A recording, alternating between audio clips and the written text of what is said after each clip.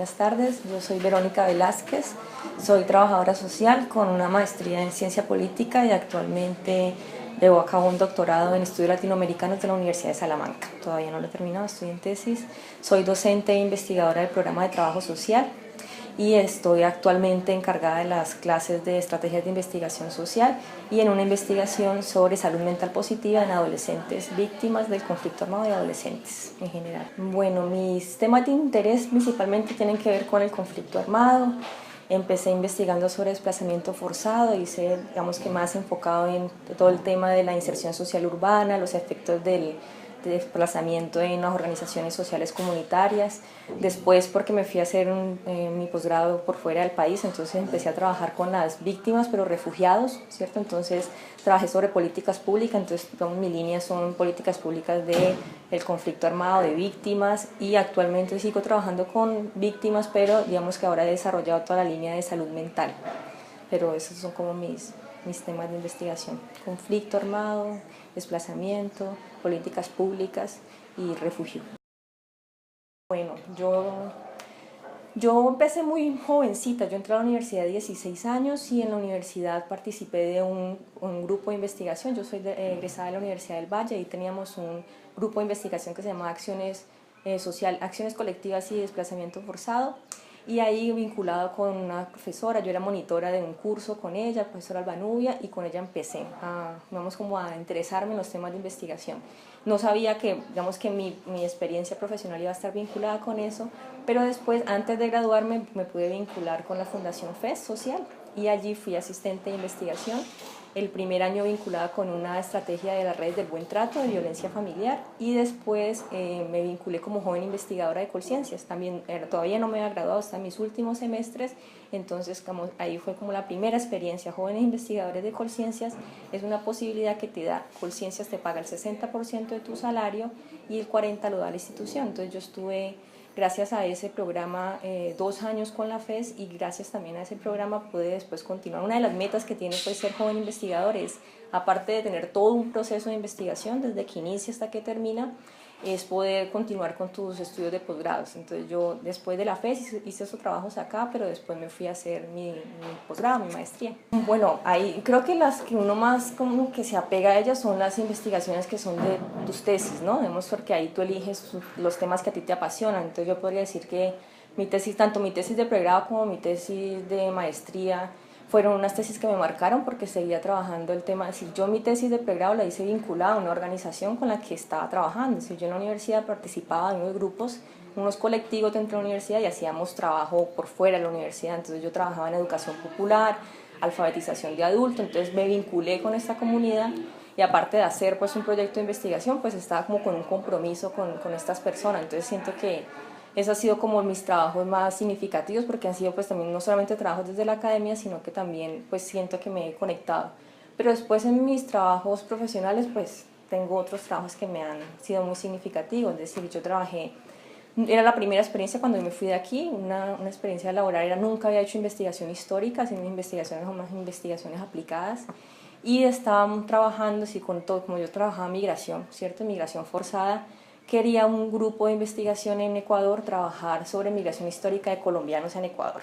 Y entonces hice un trabajo de archivo de 6 meses, el archivo de Ecuador y el archivo de Colombia, solo revisión de archivo de finales del siglo XIX, comienzos del XX, 1850, 1940 más o menos. Entonces, claro, era un nuevo tema para mí, pero que también, digamos que fue bastante, porque bueno, conocer la historia, conocer de los dos países, era una metodología distinta a lo que había trabajado, que era investigación histórica, y eso también, digamos que fue algo que recuerdo de que me aportó mucho, que aprendí bastante allí. Es que las selecciones de los temas son una cosa que a todos nos influye de manera distinta. Es decir, yo lo que puedo decirles es que uno debe investigar cosas que a uno le apasionen. Es decir, que a uno sienta que por más difíciles que sean, por más que haya que leer un montón, por más que uno se encuentre obstáculos, que le dé el síndrome de la hoja vacía, como dicen, uno persista y conquista esos temas. Y yo, en temas de conflicto, pues no he pasado por ninguna experiencia de ser víctima ni nada, pero como les dije, era haberme conectado desde muy temprano, desde cuando estaba en la universidad, con grupos, digamos que organizaciones que estaban trabajando con con desplazados principalmente, y conocer sus historias y todo, sentí que era un tema que me importaba, ¿cierto? Que sentía que podía, que más que digamos que yo siento que una de las cosas que más ha permeado en términos de problemáticas que tiene Colombia ha sido pues su historia de conflicto armado. Entonces siento que era un tema que no me podía salir de allí, es decir, no sé por qué lo elegí, yo, si te digo es simplemente llegó a mi vida porque era, que es lo que te digo, yo trabajaba en esa escuelita de alfabetización con adultos, eran mujeres y hombres mayores de edad que no sabían leer y escribir, víctimas del conflicto, y dije, bueno, esta es oportunidad de hacer mi tesis. Y después cuando me fui, pues también era una migrante, es decir, cuando yo me fui a estudiar a Ecuador, conocí un montón de realidades de gente que se fue de Colombia en situación de refugiados y no a veces indocumentados, pues no eran reconocidos. Entonces, estando allá igual, nos organizamos, hicimos un grupo que se llama Colectivo de Migración y Refugio con otros estudiantes de mi universidad, yo me gradué en la Flaxo, y propusimos un trabajo con ACNUR sobre refugiados. Entonces, siento que los temas también me han elegido, es decir, yo me metí en esto pero porque principalmente me gusta, siento que hay una contribución que puedo hacer desde ese campo, pero además las oportunidades me han llegado, han estado como ahí. Bueno, eso siempre depende de, vamos, uno siempre tiene que saber que un proyecto de investigación tiene unos ajustes en términos de calendario, cronograma, pero siempre hay imprevistos en campo que los puedes alargar. Es decir, los míos siempre han tenido, como tienen un financiamiento, ¿cierto? Puede ser por una organización o cuando son ha sido mi ejercicio académico, pues por tiempos propios de la universidad. Pero siempre lo normal es que duren un año, ¿cierto? Pero yo estuve en un proyecto que se calculó para un año, pero era enorme, era un trabajo era una caracterización de las condiciones de vida de población refugiada en Ecuador. Hicimos un quali-quanti en 3 ciudades, Santo Domingo, Quito y Guayaquil. Era un grupo como de 15 investigadores. Entonces contratamos una encuestadora para que nos hiciera la encuesta, era una encuesta como de 5.000 fuentes, entonces procesar todos esos datos nos llevó más de un año, entonces teníamos presupuesto de un año, cronograma de un año, pero al final con el producto y el libro, porque sacamos un libro, tardó casi 2 años en todo ese proceso. Entonces, creo que ha sido como la investigación más larga en la que he estado, pero normalmente duran un año. Bueno, eso depende de la metodología. Entonces, yo casi siempre digo que en investigación, vemos que existe un método, ustedes van a ver si están en su propia formación, uno necesita ser muy disciplinado y elegir ciertos métodos y las metodologías, pero en investigación hay una parte que es la creativa, ¿cierto? La creativa, lo que le llaman la artesanía intelectual. Es decir, eso tiene que ver mucho con los propios investigadores que estén allí, con los propios procesos que ellos han llevado, con los propios marcos o referentes teóricos con los que vean la vida. Asimismo va a influenciar todo, es decir, tanto cómo definen el problema, qué literatura eligen para comprenderlo, ¿cierto? Cómo eligen salir a recoger datos. Entonces esto todo tiene que ver mucho con la propia experiencia de los investigadores que estén a cargo. Entonces, una parte de eso es lo que vas a encontrar en los libros, que es importante también uno formarse y estudiar, y el libro de metodología de investigación hay 1.000.000 y más. Pero además también tiene que ver mucho con las cualidades propias del investigador, es decir, tiene que ver con que sea creativo, que sea curioso, que sea persistente, que eso va a determinar mucho cómo se haga una investigación, ¿cierto? Una parte muy personal. Bueno, yo les aconsejaría a los estudiantes de investigación, yo tengo estudiantes también en formación, lo principal es que busquen, ¿cierto?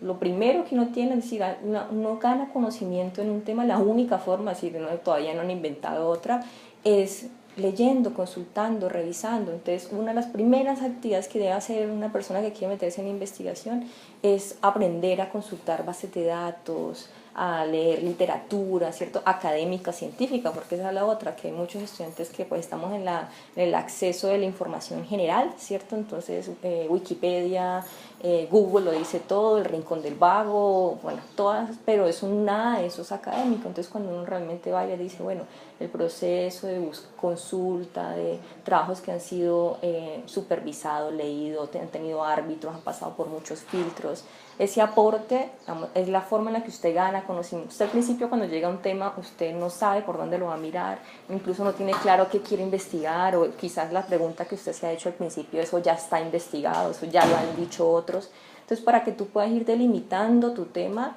necesitas meterte en ese tema. Entonces, una es toda la parte académica, ¿cierto? Bases de datos, artículos científicos, hablar con expertos de esos temas, pero otra también tiene que ver es uno, yo les digo a ellos que, incluso les recomiendo un libro que se llama Roba como un artista, que lo que dice ahí es, uno debe buscar la motivación de sus temas en todo lo que lo inspire. Lleven diarios de campo, si ustedes por ejemplo quieren trabajar cualquier tema, busquen películas, todo lo que, una novela, por ejemplo, alguna literatura, así, por muchos lados que pueden lograr inspirar. Uno nunca sabe por dónde puede uno enriquecer sus temas, hablando con la gente, en una conversación con los compañeros en la cafetería. Entonces, por un lado, ser muy rigurosos, disciplinados, consultar literatura académica, científica, pero por otro, buscar inspiración en todo lo que pueda enriquecer ese trabajo académico que uno va a empezar.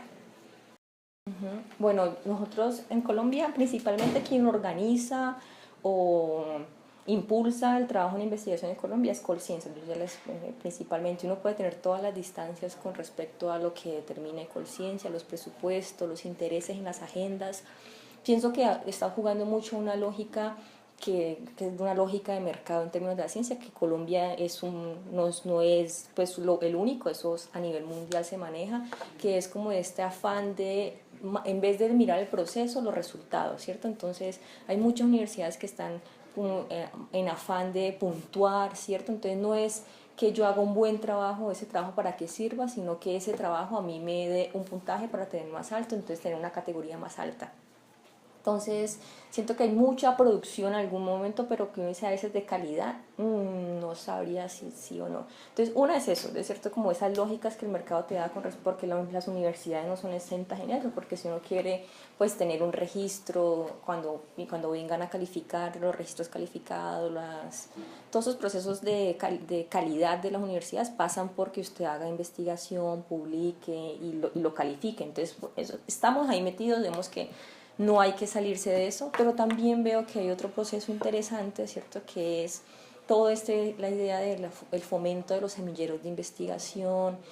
Comparado con otros países, Colombia está muy atrasada. Incluso, por ejemplo, estamos atrasados en formación en doctorado, ¿cierto? Si uno mira y busca la cuota de doctorado con respecto a nivel nacional, ¿cierto? Estamos súper poco. Eso también tiene que ver con el poco apoyo.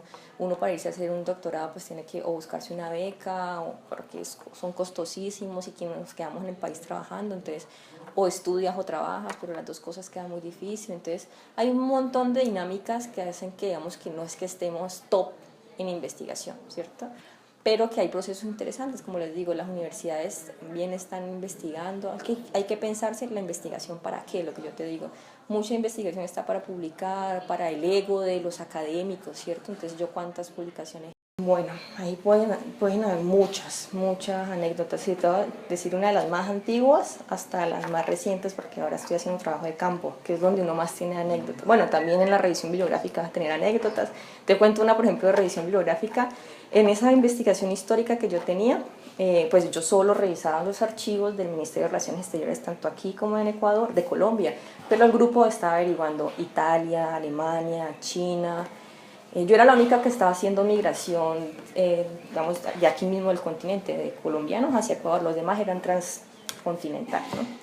Y entonces había un compañero mío que él se emocionaba cada vez porque él estaba trabajando en Alemania, ¿no? Entonces saben que hubo mucho en todo el periodo de la Segunda Guerra Mundial, y en uno de esos documentos, por ejemplo, encontramos la lista negra que le decían, una lista marcada con la esvástica y la firma de Hitler, por ejemplo, con una lista de buscar quienes estaban migrando hacia América, ¿cierto? Quienes entraban sobre todo por Argentina, ¿cierto? A refugiarse a estos lados para que los siguieran persiguiendo, ¿cierto? De judíos que salían, o incluso nazis también que llegaron acá. Eso es una anécdota que uno dice, cuando uno lo ve ahí original, un documento con una esvástica, una firma, uno, ¡guau! Eso son cosas que... Pero también así, por ejemplo, que me han marcado mucho, yo hice un trabajo en la frontera, en Lago Agrio, en la frontera colombiana-Ecuador, sobre un trabajo con ACNUR también, que era sobre expectativas de futuro, ¿sí? ¿Qué pensaba la gente si quería regresar a Colombia, si pensaba en un tercer país, si quería establecerse en Ecuador? Y hacíamos grupos focales. Entonces, pues a veces uno siente que esos espacios tienen que ser pues para que íntimos, para que la gente pues pueda propiciar el diálogo. Y yo decía, bueno, las mujeres somos más dadas a hablar, ¿cierto? A expresar nuestros sentimientos y todo. Entonces hice un grupo focal con mujeres y un grupo focal con hombres, colombianos refugiados. Yo ya había trabajado estos temas porque yo llevo más o menos unos 12 años trabajando esto. Entonces no es algo que me movilice, pues que yo sé controlar estas cosas, pero bueno, hice el de la mujer, el de las mujeres, historias dramáticas y muy duras que igual también pero no me encontré que el que más difícil para mí va a ser el de los hombres. Si uno casi siempre siente que cree pues que los hombres contienen mala emoción, ¿cierto? Que un grupo focal, y lo que encontré era que eran, por ejemplo, había muchos hombres que era el primer espacio en el que sentían, ¿cierto? Con ese grupo focal que podían expresar lo que les había pasado, ¿cierto? Ese sentimiento que tenían. Y muchos de ellos así, contando su experiencia, llorando en ese espacio, que yo sentía que para mí iba a ser más difícil trabajar esos sentimientos y esas emociones en los grupos con mujeres. Y me tocó con el grupo de los hombres. Entonces, bueno, hice el grupo focal y todo, pero cuando yo llegué al hotel, lo primero que hice fue llorar. Es decir, todavía lo pienso y me da piel de gallina de decir, todo ese grupo se abrió conmigo además porque vemos que había otros equipos de investigación, pero me permitieron hacer ese ahí, pues porque era colombiana además, y no me lo esperaba, es decir, no sentí, ese espacio favoreció una expresión de una carga, unas historias que yo dije, bueno, yo no puedo con esto. Entonces yo llegué al hotel y lloré y lloré y lloré y lloré, lloré toda la tarde porque era muy fuerte para mí lo que me habían contado esos señores en ese grupo focal. Entonces es otro que yo siempre lo llevo para la vida, es decir, uno en esto uno nunca sabe cómo va a enfrentarse, y más con los temas que trabajamos en ciencias sociales, que a veces son muy duros. Entonces, pues igual esa es como una de las experiencias que me ha marcado la vida. Y actualmente, por ejemplo, estoy trabajando en colegios, aquí en Cali, en el distrito de Agua Blanca. Y eso es una investigación con adolescentes. Entonces, al final, la primera fase que estamos ahora es cualitativa, entonces, digamos que es más sencilla, es un cuestionario a través de una encuesta, pero también donde uno llega y una vez unas condiciones. Yo trabajo en la comuna 13, 14, 15, 16 y 21, es decir, casi todo el distrito de Agua Blanca. Y antes uno dice en las condiciones en las que estudian estos chicos, las realidades por las que pasan estos chicos. Es decir, el colegio contiene, pero también uno, digamos que las condiciones físicas, ambientales, los mismos temperamentos de estos adolescentes y todo, dice, hay todo por hacer en el tema de salud mental y adolescente en estas zonas, porque uno, por ejemplo, allá, por ejemplo, cuando uno está muy retirado, entonces docente universitaria es otra lógica, no sé qué, pero en esos colegios las profesoras tienen que gritar porque los estudiantes gritan más duro que ellas. Entonces hay lugares, por ejemplo, en los que no tienen bombillos, o sea, los chicos estudian a oscuras. Entonces eso era algo que me tiene a mí como impresionada, las condiciones digamos, de los colegios públicos en el distrito de Blanca en Cali. Es otra experiencia que yo digo, bueno, con más razón me convenzo de que es un tema que se necesita investigar, ¿no? Y trabajar. Entonces eso son como experiencias, pero nos podemos quedar toda la tarde contándole experiencias pues, de trabajo de campo, de resultados de investigación, pero son como, digo, las que más me han marcado son, por ejemplo, mis temas sobre refugiados o desplazados.